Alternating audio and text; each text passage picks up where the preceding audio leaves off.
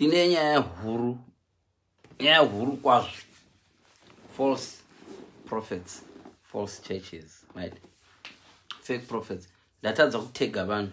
I don't know kuti ndokwanisa SLN. Ndokwanisa kutega vanhu ndanonoka. Saka option chokutega chaenda.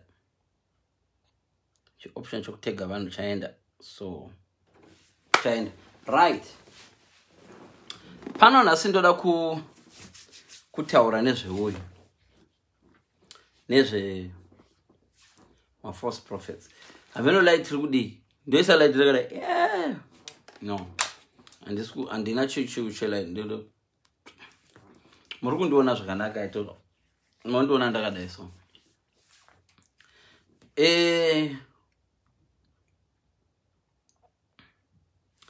Like nawe nhasi inofanirwa kubetsera vanhu kana ikasava confuse. Unofanirwa kubetsereka kana ukasa confuse. Right.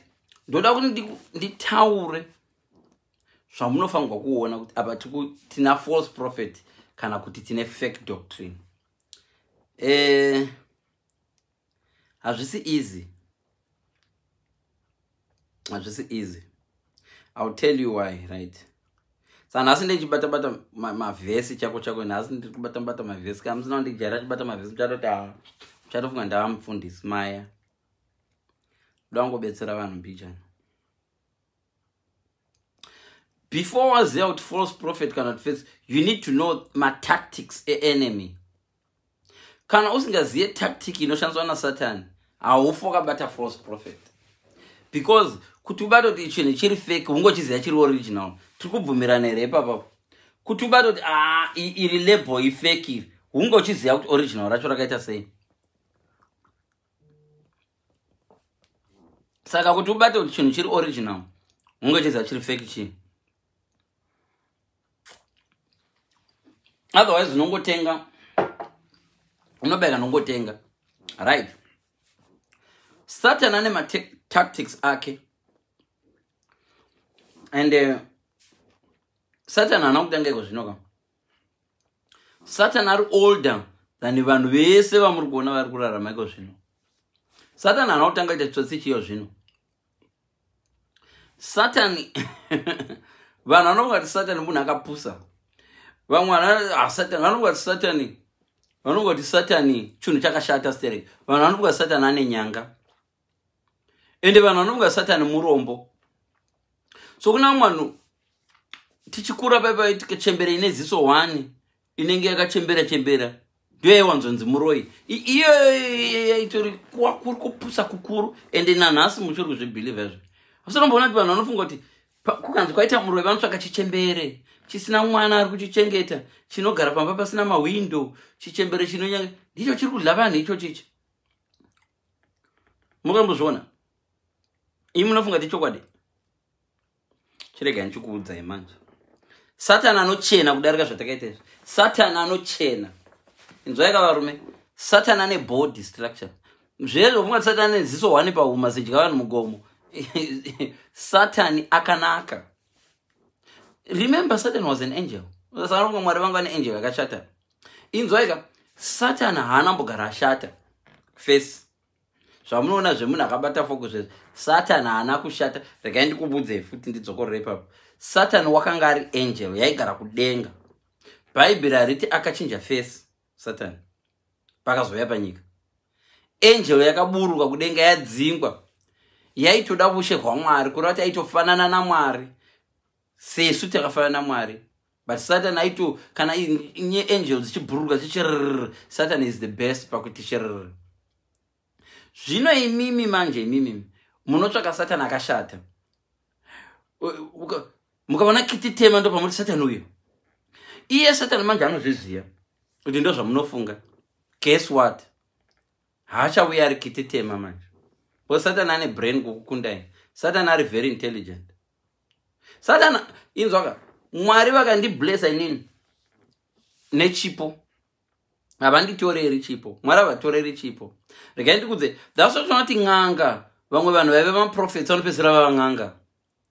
Vanoenda nechipo ichocho uporofita vonoita ng'anga. Vice versa. ng'anga inouya nechipo chagare kana wakatopuwa chipo naMwari ka havakutoreri nyange ukavatadzira havakutoreri. Many people don't know that kuti Mwari havaoperate zvinoita vanhu kuti chindipa x wako akakupa juice ndipe juice rangu una x. No, Mwari havadero. Mwari havakutoreri chipo chavakupa.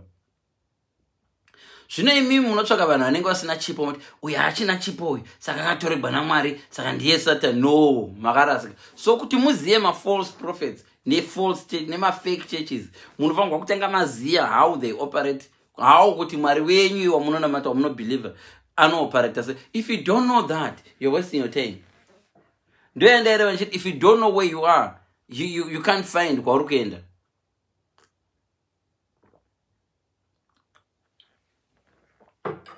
Ukafona kumapurisa chindarasika anokuti where are you, where are you? Hanzi network, you are breaking. Network, I'm breaking. Really? I don't usually break though. Mira one. Guys, amusundinzwa mushe. Can you hear me properly? Because it's really offish.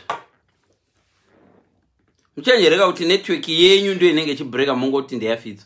Guys, can you hear me? Pana nyora kuti network you are breaking. Kana ichibreaka kuti wati zveshwauka zvandinoda kutaura ndezvasi zvinogwana Satan. Satan akangwara ka anogona kuaffecta network. Kana musingandinzwe please type apo kuti hamusi kundinzwa ndisanda waste zvong time. Yedha ari kuisa my love, maybe yedha ari kundinzwa. Miriam, phone yako inoshanda musha inoshanda neparaffin. Munogona kunge musingandinzwe because phone dzenyu dzinoshanda neparaffin. Miriam, kwauri kuzvishava nuko. Perfect now. Iwe ukwane. Right. So rega ndikubudza kuti Satan akatangira kupi because nyaya dzokuti Satan is modzifara but tiri kure nokuti tizive Satan. Mirai ndikutangira pandakambozviverenga. Satan akatangira mugarden yeEden. Chotangira pakatangira Bible. Kubva ipapo Satan aingobva achida kuuraya kuti vanhu vafe nema-fake false doctrine yakatanga mugarden maiden. Ma-false prophets, false preaching yakatanga mugarden yeEden. Izvo zvamakutarisa zvichazotezvosvika ndonga live ingatoita 5 hours ndikazviita sandichangoti gwi because zvakadorebesa. Right.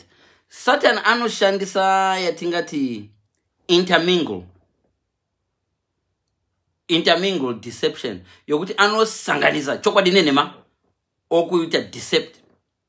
So zvakafanira kuti munhu aroda kuti usaenda kuHarare oisa giveaway sign reshuwa yakanzi Harare 40 asi akatinongedza kumberengwa.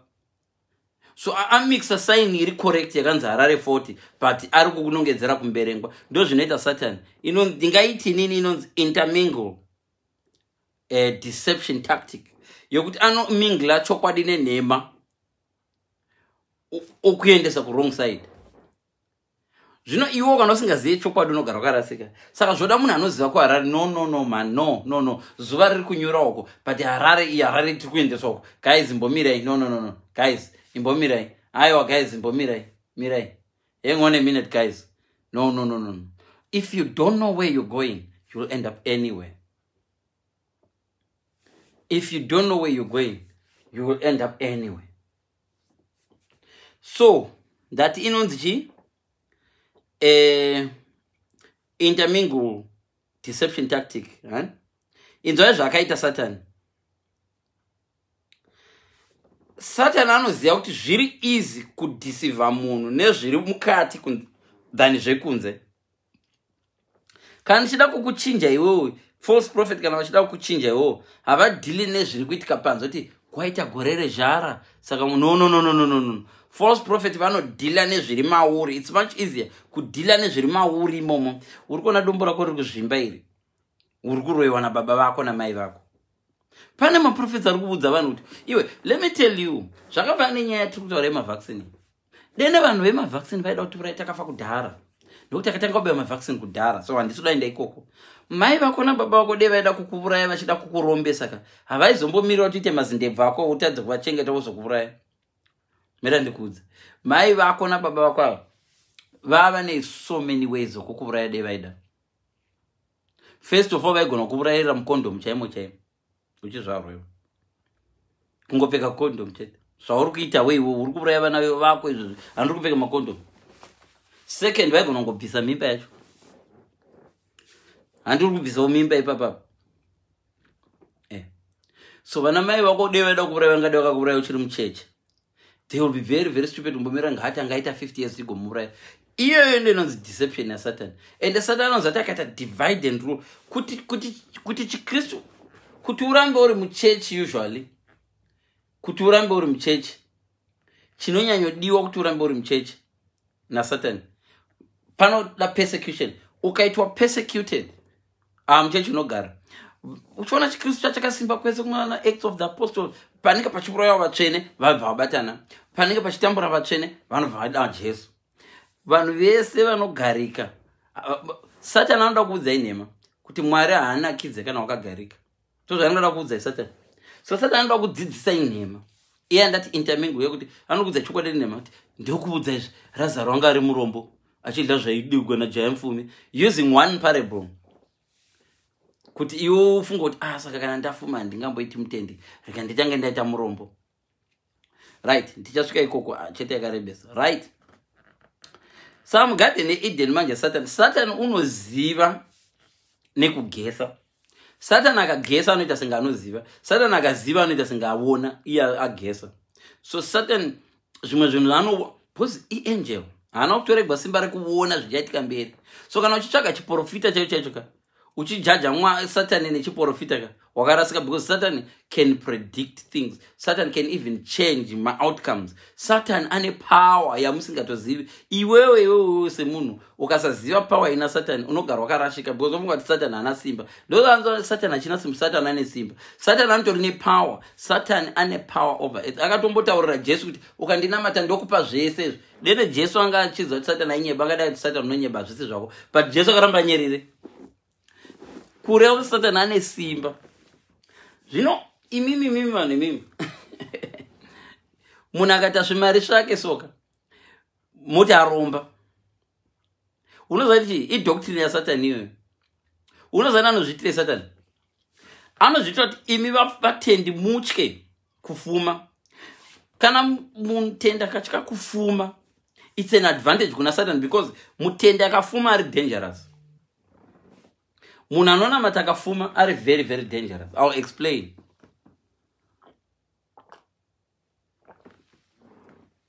Munhu anonamata akafuma ari dangerous pakuti achaona varombo vanotambura agovapa mari vagovauya kuna Jesu. Achatenga mota agokwidza vanhu mahara, agoti regai kuenda kuzopuko ndokwidzai mahara. Mutende akafuma ari dangerous. So Satan will always try by all means kuti mutende ave murombo. Ende wese mutende anenge ada kuti fume, he will make sure kuti varombo vari ipapo vachapesera vati akaromba.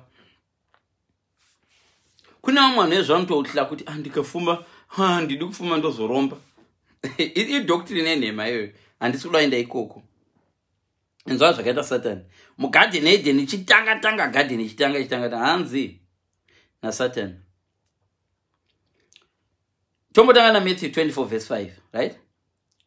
Jesu akazviziva zvakati, inzwaika, many shall come in my name, saying I am Christ, and shall deceive many.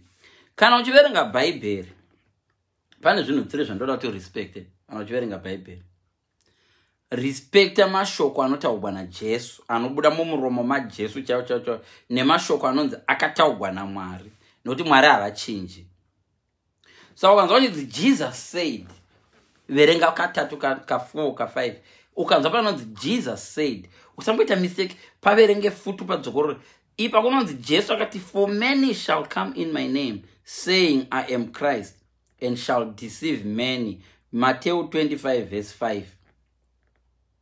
Tatopedza ipapa. Zvino Jesu ari kuti many, unoziva maprofita mangani mulife mako?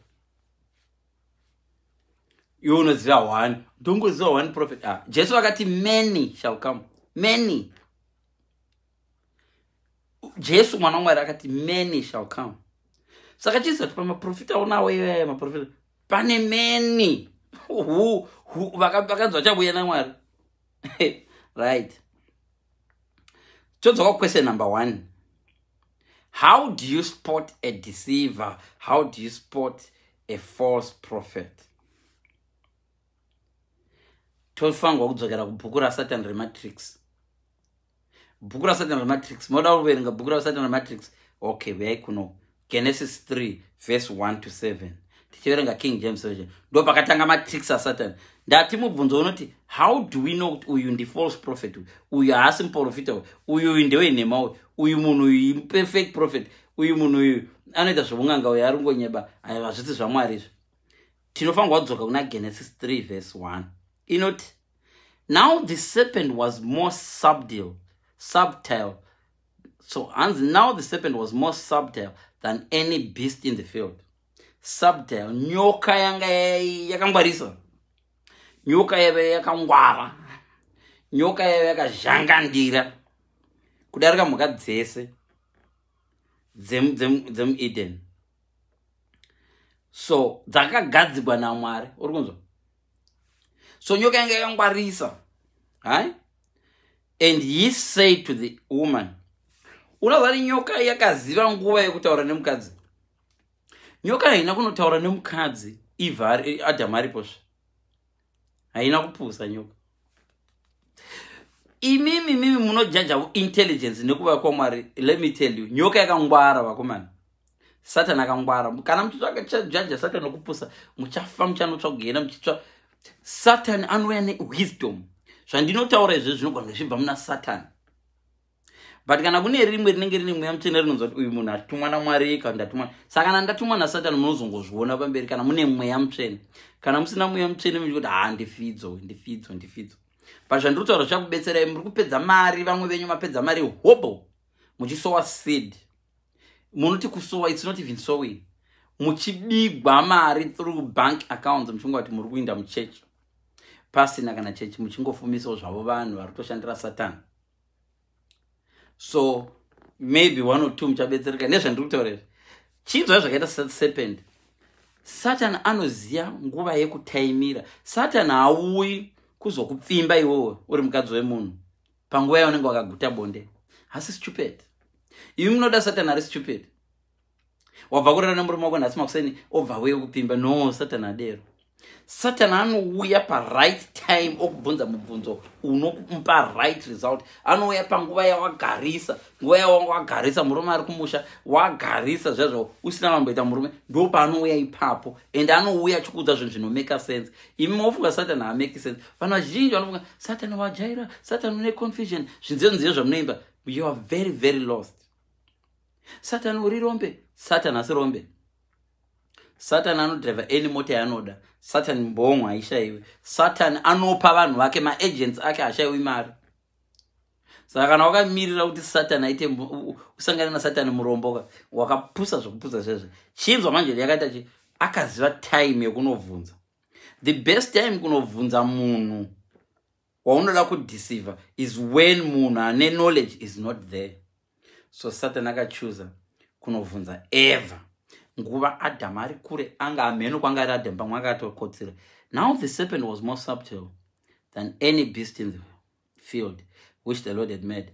And he said unto the woman, yeah, Mwari vakatusadya muti hanzi yeah. Unoza Satan atanga achiti akanobvunza mubvunzo ka. Akati anoya chikudza kwewe. Ndizvero hana kuti hanzi ndizvero kuti Mwari vakati shall not eat every tree in the garden. You shall not eat of every tree in the garden. Satan anoya achita senge ari confused. So unoona mukomana anoita senge ari confused yaya achikuapproach yaya. Pane mumwe mufesi anokuconfuse anoita senge arasika arobvunza shira kuzvishavane ndekupiko iye ari muzvishavane mugodoseka mese. So ndo zvinoita Satan. Satan anouya nequestion so akaitwista. Muri kunzwisa here mubvunzo hanzi yes, God said you shall not eat of every tree in the garden. Mwari vakati chii vachiudza Adam? Mwari vakati idya all the trees dziri mugarden.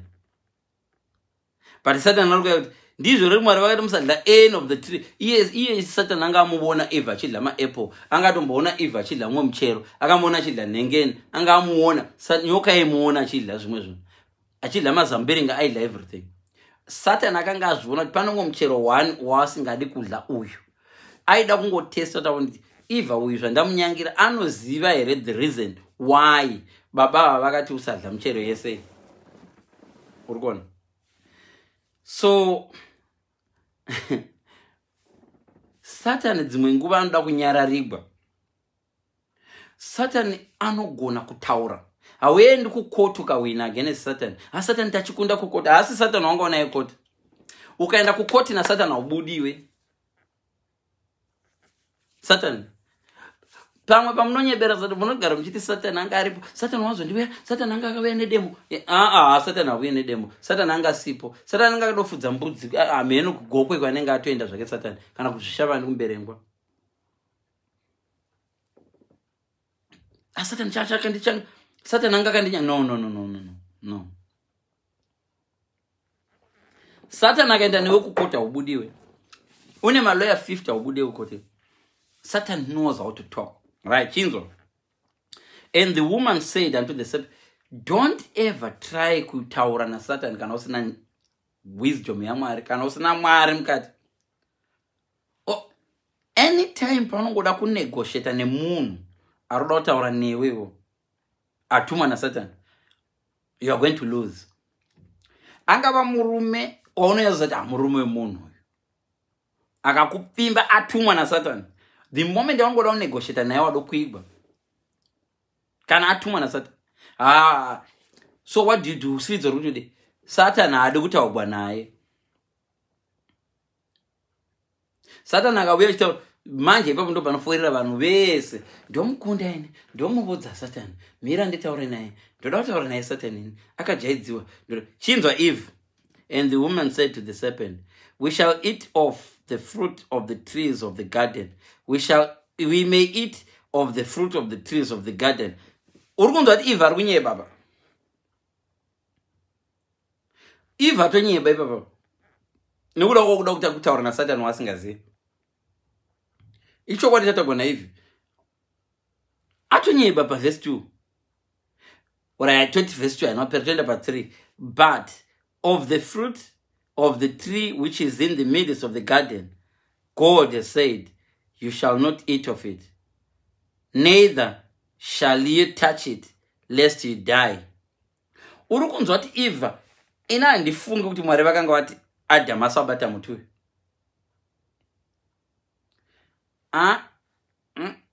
Eva izvi zvanenge ari kuwedzerera izvi. Adam akanzi gadzirira michero yese uidiridzire but wepakati usauja. But kuti ungago kana uchinzi gadzirira miti yese ungagoigadzira sei usingaibati. Patoita nhema apa. Zvino Satani zvanoita anokurega iwewe nokuzati uri baba venhema. Anokurega wotaura nhema.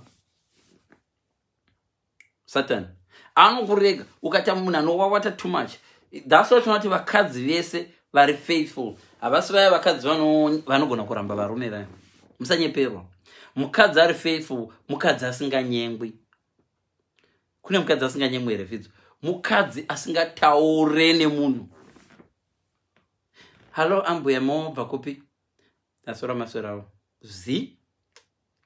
Pakuzoti ndobva kwanhingi ndichibva kwanhingi ndo panobva rimwe saka munoenda ikoko nei? Ndichafamba necho ndine mota. Uri kuona? Kana wangoti makadiwi mukwasha ukavasiya, waizobvunzwa here, waizoziva kuti mukwasha vane mota, waizoziva mukwasha varodhirevha vachienda ikoko. Ambuya muri kutenga iko muno mushopu. Ndiri kutenga mabhurugu ambuya muchitenga wakachipawa. Ndokuwedzera imwe $10 motenga aya anoti dhure watokuigwa. So the best way to avoid Satan kusatombotaura naye. Pakuda kutaura na Satan, I'm most intelligent enough to deal with Satan. Saka regai kutaura naye. Chinzwa Eve zvoyazvo. Woyo Eve ataura kuti we may eat of all the fruit of the trees in the garden. Ari kubudza nyoka inodoziva kudarika iye. Nyoka inodoziva kudarika iye. Chinzwa manje. But of the fruit of the tree which is in the midst of the garden, God has said, you shall not eat of it, neither shall you touch it, or you will die. Handiranga riri mwari vachiti munhu achakubata. Okay, ngatimbomira ipapo.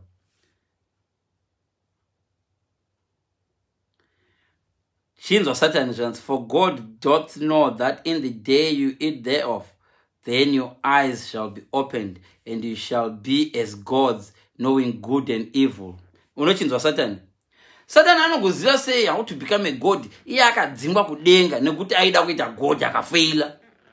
Auya nedoctrine yakakudza iwe sanzwa iwe ukadya muchero ikoyo unobva utozoita samwari. Iye akadzingwa kudenga. Satan kuti auye panyika akadzingwa kudenga.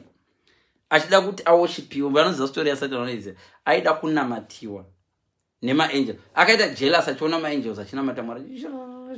Nobva ada kuti anamatiwe. Yanga ari choir master. Satan ndiye anga ari the choir master. So ukabona music yamunoona inoraniwa nevanamasatanisti.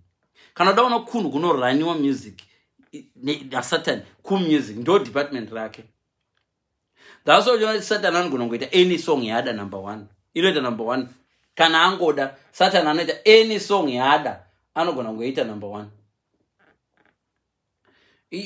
Yamunoti haigoni crazy frog yekuti inoita number 1 kana Satan ada. Because Satan kudepartment remusic ndo kwake. Saka iyi arikudza Eva kuti aiwa Eva unozoita samwari, you will become like gods. Kuita senge vana mwari vakawanda yachizo kuna mwari 1 akamudzinga. Chinzwa.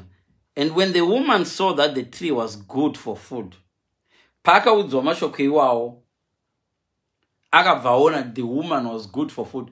Mukadzi akazvarwa nezuro akuziva kumanje kuti food yakanaka. Food. Wangwaiziva rini naIva. Wakuziva the tree is good for food. And that it was pleasant to the eyes. Really? Eva, wakutoona the shikanzi. And the tree desired to make one wise. Muchero waita kuti munangware. And she took the fruit. Saka nadangokudza kuti Satan knows how to twist shoko raMwari. So if you are looking for a false prophet, don't judge a false prophet by the scriptures that he gives you. Because Satan ndiye master wezvema scriptures. Satan ndiye anoziva manje zvema scriptures. Usatombofunga kuti ungatoti pastor, gara apa, muri fake pastor. No. Right? Pana vachazowacha live iyi. The subject inobore vanhu vazhinji vanoda zvemakuwa. So saka iyi subject ichaita but ndinoita live kuti vachazoiverenga vaiverenge later. Zvino Eva hazodini adero. And the eyes of them both were opened pavakadya.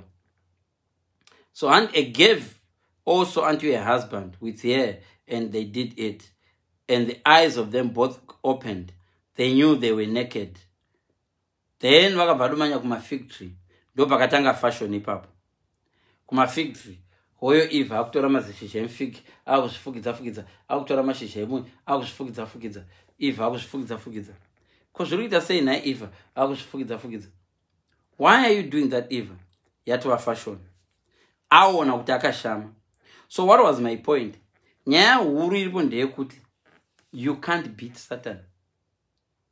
Panyaya dzekutaura idzi. You can't beat Satan.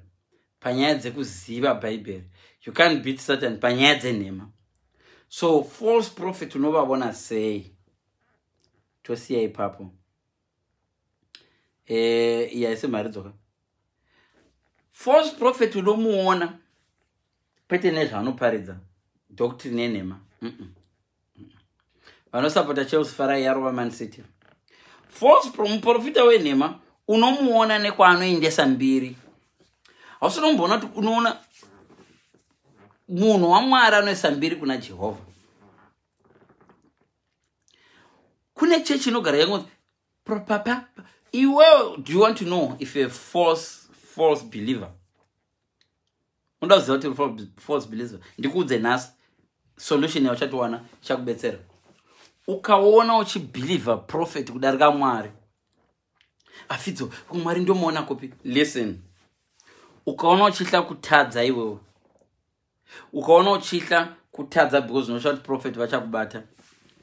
Uri kunamata prophet wausi kunamata Mwari.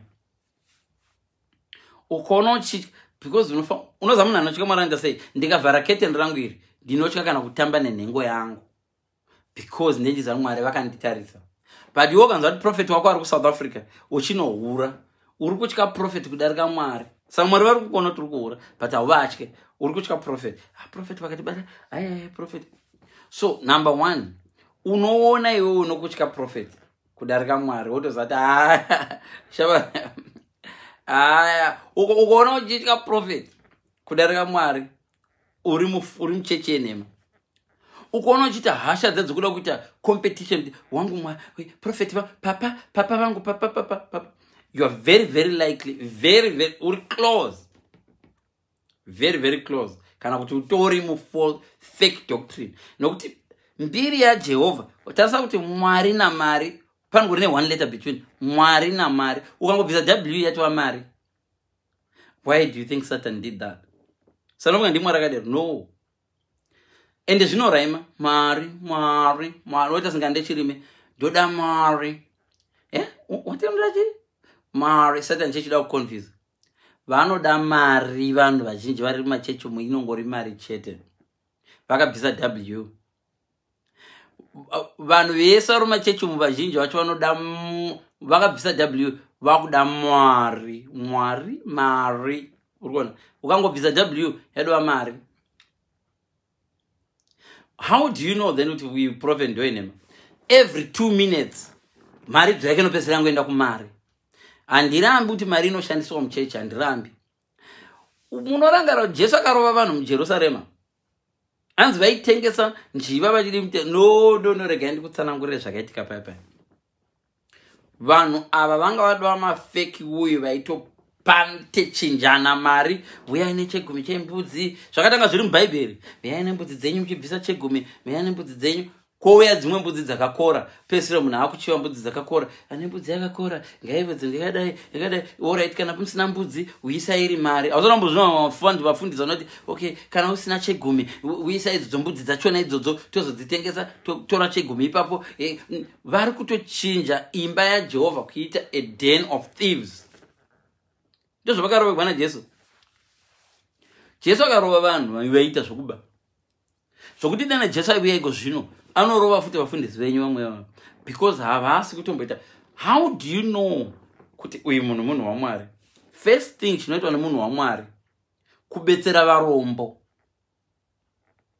Prophet venyu ava vari kutora kuvarombo, vari kubetsera varombo. Mirambokudza Jesu anga ari friend yevarombo. Ana prophet venyu ava vane vanhu vangani 15 or 16 vavanowira navo varombo. Wese ari padhuze naprofeti vako, munhu ane bag, munhu ane mota, munhu handisi kuti Jesu hang around ma-outcasts. Jesu hang around outcasts. Why is it that these prophets, some of these prophets, they just want rich people, they hang around rich people, and they give you my bangles? Why is it? Another thing that can show you that you're a false. If anytime you hear about trading the word of God with money, sow a seed, then I can prophesy to you. Sow a seed, then you can prophet. No. It doesn't work. Bible.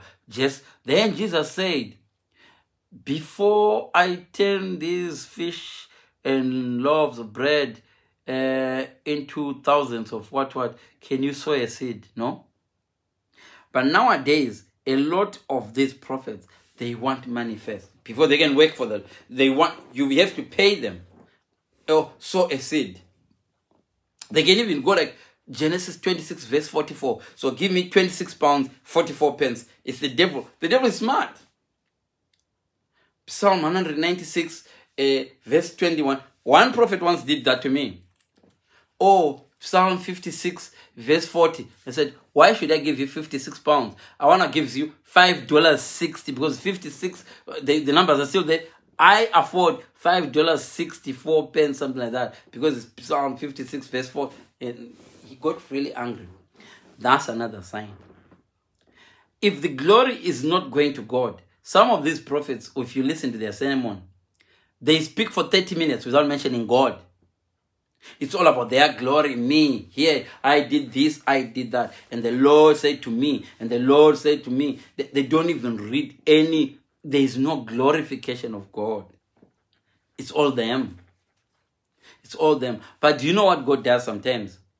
While they're busy showing that they've got powers, sometimes a disaster just comes to their family or somewhere, and you see them failing, struggling to deal with the disaster. The disaster. When it's disasters in your family, you're not praying enough, my brother. You're not sowing seed enough. That's why your child is sick. And then when their child is sick, you see them. Oh, this is the Lord's doing. This. But when the thing, it's the devil. The devil, you put the devil's football. And these people are false prophets. Because the Bible doesn't say bad things will not happen to our families. It will happen. Jesus' parents died, especially the dad. I think there was a time when the mother of Jesus came and wanted to speak to Jesus when he was busy preaching. And they suspected they'd come to tell him that their dad has died. And that's when Jesus said, let the bury themselves and whatever. And he continued to preach. A lot of prophets are not preaching to please God. They are now preaching to please the congregants. I have friends who used to be pastors, fake pastors. They tell me, I have wisdom. Let me read what this fake pastor said. I'll read for you. Fidzo, I'll read for you. I know. As a pastor, my friend, inini, I was more interested in pleasing my congregation and not my creator himself. So I preached false doctrines. Anzi, why do we church leaders avoid preaching about obedience and turning away from sin, which is God's truth, to appease our church members? Let me tell you something. In your church, if there is a guy who is paying a tithe of 15,000 a month, that guy can sleep with any woman in the church, and you can even report him to the pastor. He doesn't leave the church. That guy will never leave church.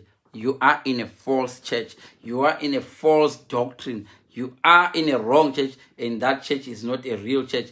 If a minister of finance is in your church and he is killing people and is doing things in the government, shooting people, and coming to church, and the pastor says, Rabba, shiki, come on, bless you, say, I bless you in the name of Jesus. You are in a fake church. Let me show you how these prophets, the real prophets, did. There was a time when a king slept with someone's wife.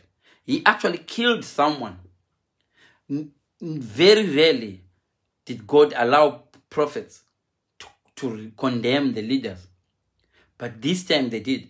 And Uriah died for his wife. He had a very, very beautiful wife. And King David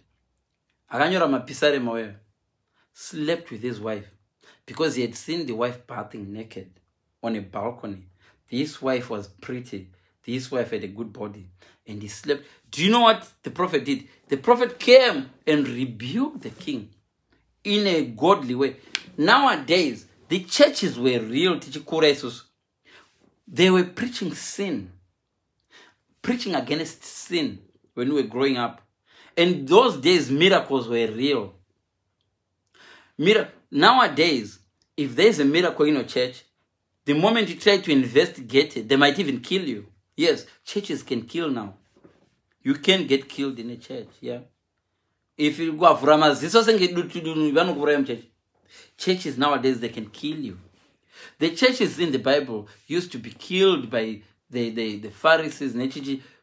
Nowadays, it's the church that is killing people. If you go to a church and you open your eyes, you are an enemy. They can even use witchcraft against you because they are from the witchcraft side. As I speak, that's why you see two people there. Two people watching. It's not the devil. No. This doctrine, I easy Bob, because a lot of people will not like this. Right now, if there's a prophet, he's already telling people, don't listen to that guy. He's been sent by the devil. He's been sent by the devil himself. That guy is a Satanist. They will tell you that. Because they want to preach what makes you happy. A lot of you, I believe I received. I went to a church For years and years, where I believed I would see money in the bank. Money cometh in the bank. I used to believe that money will come in the bank. Listen, my friend, if you want money to come into your bank, go and work. Go and work. If you can't work, maybe you should try stealing. Money will not just come into your bank account. You know what Nigerians are fraud here. Oh, miracle money. Jesus took money. When Jesus himself wanted money, someone had to work. He sent Peter. Said, go unoraura. Peter had to work. Do you know what Peter's job was? Peter was a fisherman by profession. Jesus symbolized the reason why Peter had to go and work is because you have to work if you want money.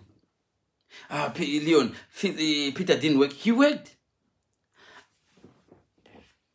Judas Iscariot had stolen money. Jesus was always his money, but there were thieves within him. Judas was one of the thieves, a really bad one. So money short.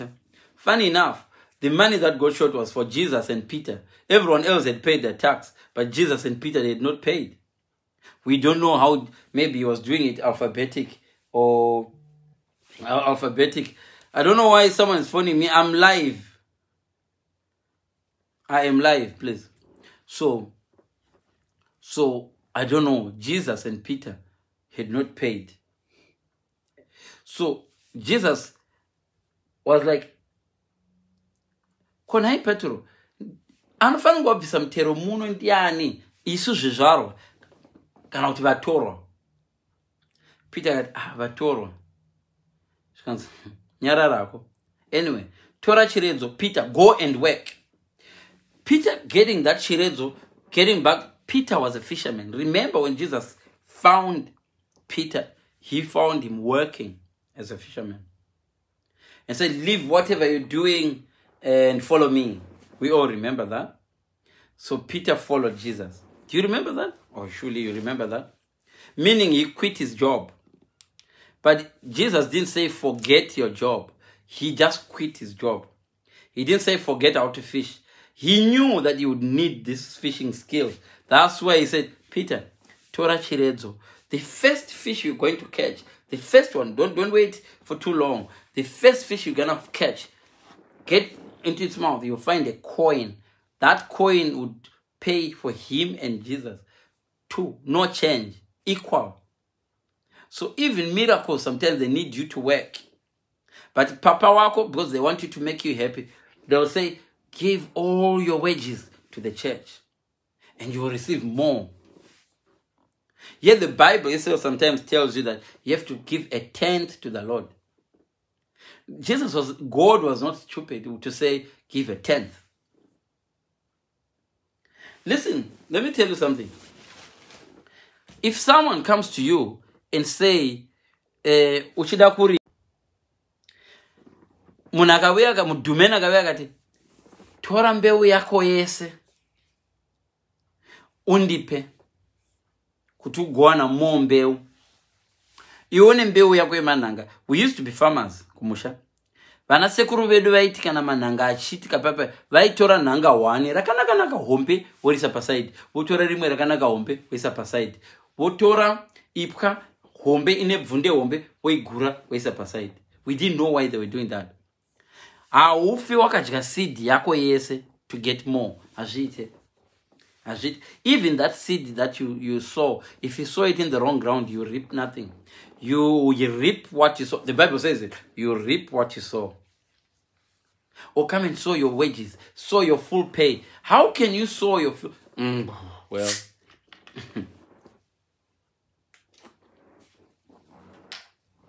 you give. Kuna wamana unitambira on the first 3 months, all your wages come to Papa. Fair enough. You believe it. That's your Papa. But I didn't see it in the Bible. How will your children survive? Oh, God will do a miracle in Jesus' name. Sometimes those Papa, you know what they do? They'll take all your wages and then they'll go to another person who is also not as knowledge. Go and sow a seed into this brother's bank account, 200 pounds, and God will bless him.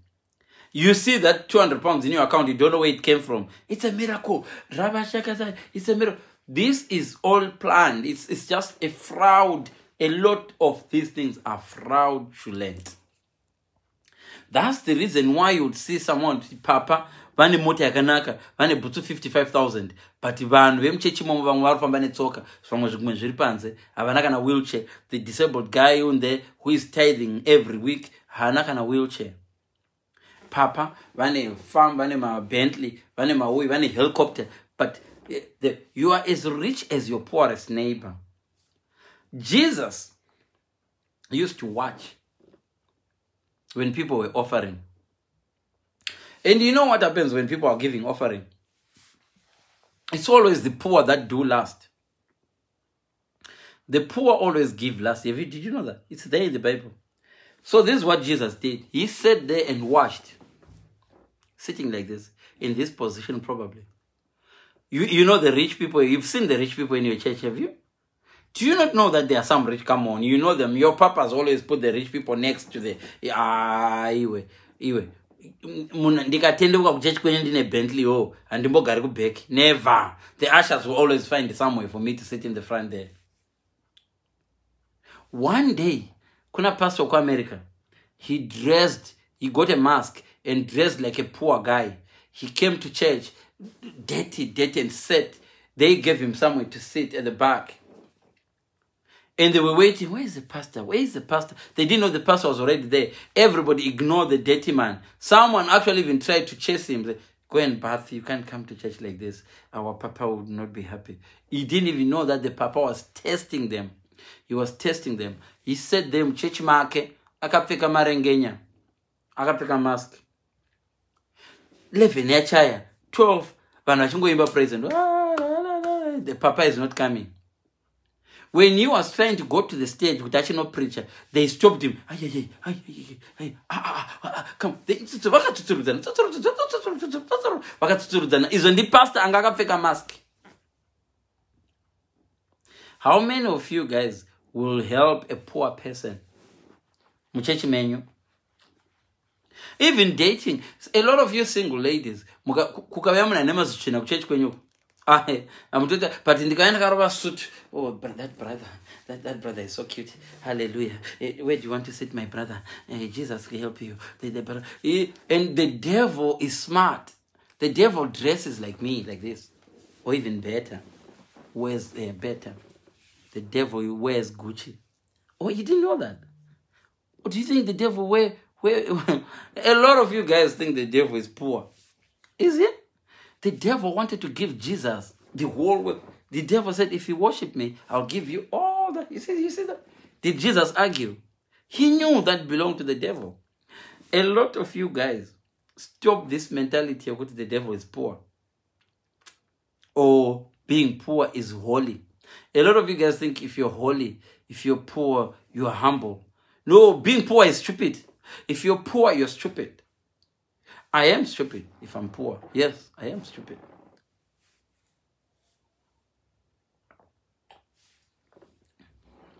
Being poor has never been all. But you know these preachers, what they will do? They will praise you. That's poverty.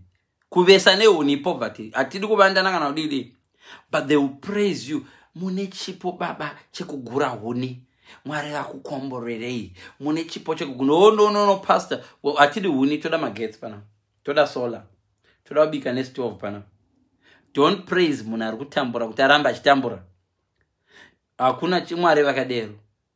Unogati kana one namo chaikanyatso kusukurudza namo zvakanaka chipo chekugura huni unofunga ti talent. Unogona funga ndine talent. What's your talent? Oh, I'm very talented. In what? Oh, I can chop this firewood in 20 minutes and I can make 14 pieces out of that log. You see that log? It's a talent. I'm blessed. No, you're blessed in poverty. Kudzudzura mumba nendove kuyakwe kwataita musha. Kune vakadzi vaiva nechipo ane chipo mukadzi kutorogwa chako ane chipo chekudzudzura mumba. It's poverty. We should be using cement. So zvavanozoita manje vanapapava vanoparidza zvinofadza vanhu kwete zvinofadza Mwari. Pane pamwe Mwari panongoda kuti muuye mudzwe chokwadi. Listen, dzidzisai vana chikoro, otherwise muchafa muri munhamo.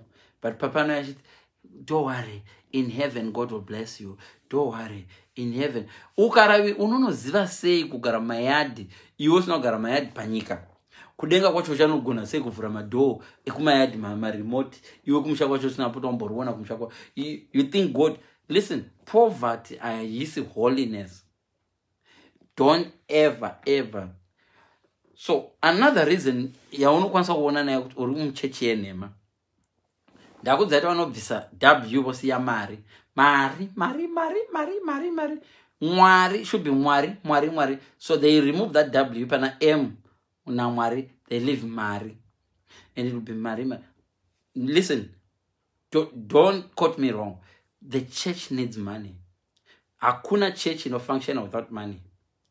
But money is not God. A lot of these churches are now worshiping money without knowing. A lot of you guys in those churches, you are worshiping money and you don't know that. If you go to church and the pastor preaches for 2 hours without mentioning money and blessings coming, God will pray, oh, yeah, blessing come, you leave church.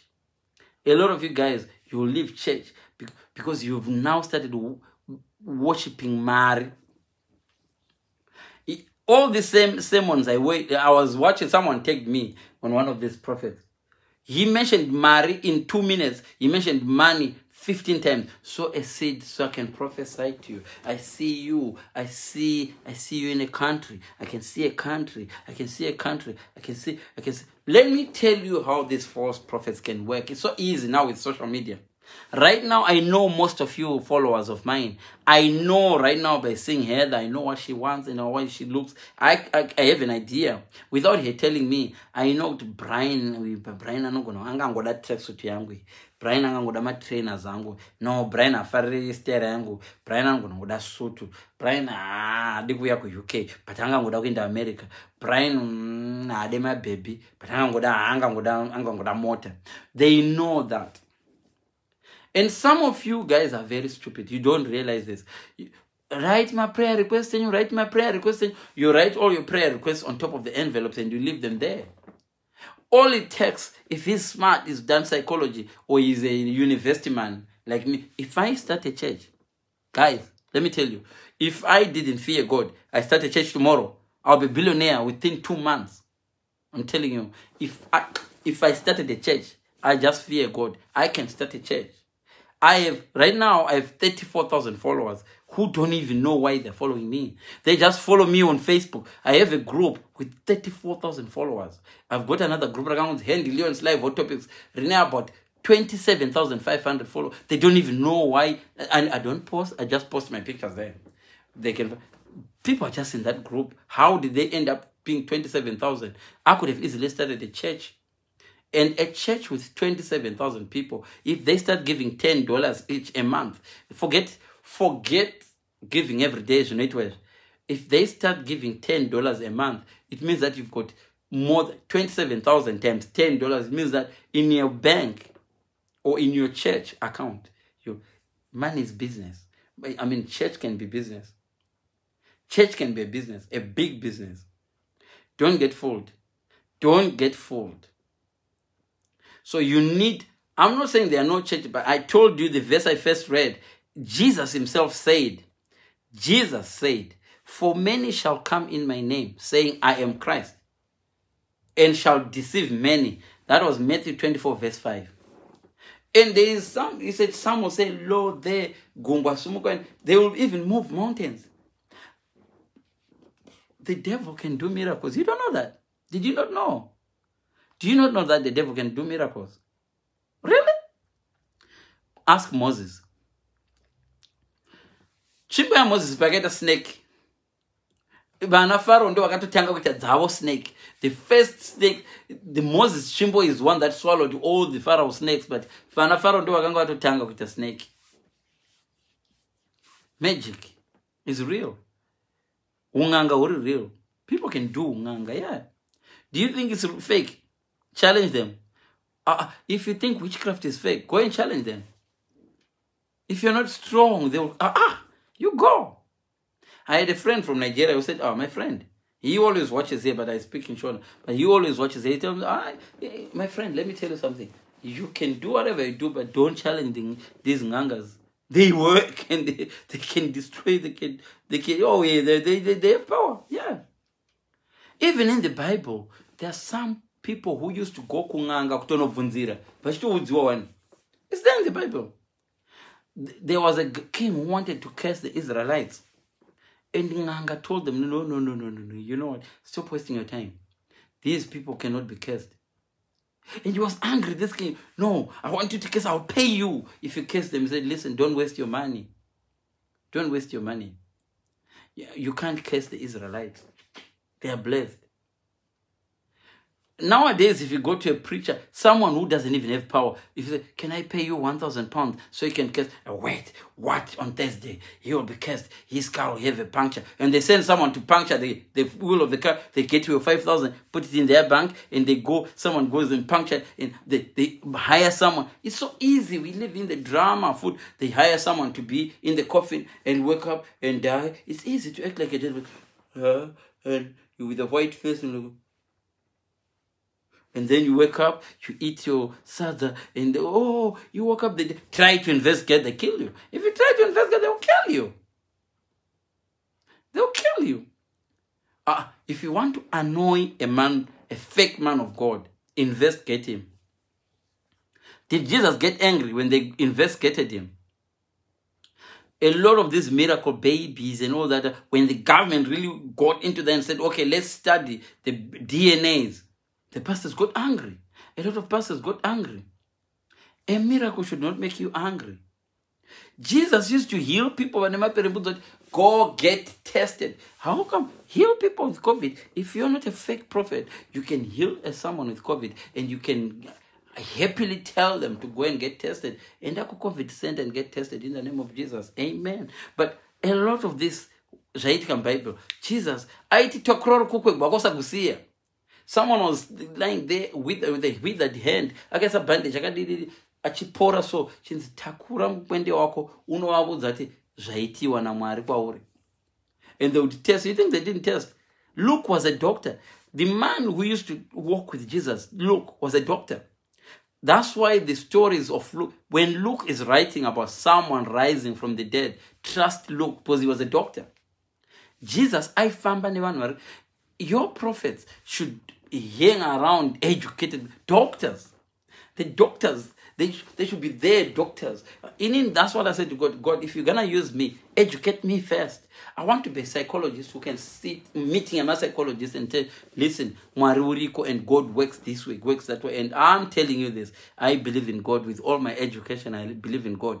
But do I believe in most of these prophets? I've opened my eyes. I've realized I can actually get used by God better than some of these people. They are fake. How do you see that they are fake? How do you determine that these people are fake? This is what I'm telling you now. I've already told you earlier. So, by the fruit of the tree, very fake. So let's go. The good accusations, you know that this person is a fake prophet. Right?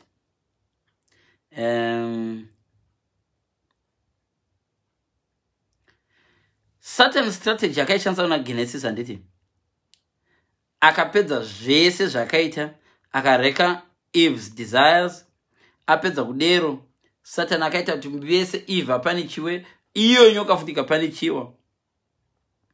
So be very, very careful when teachers and preachers seem to be promising you too much of a good thing. Ukaona preacher anogara kuti zvichadai zvichanaka, this zvichanaka, handisi kuti rambai kuita faith, but prosperity gospel yenyu maakuiwanza. Do I believe in prosperity? Yes. But muri kuiwanza.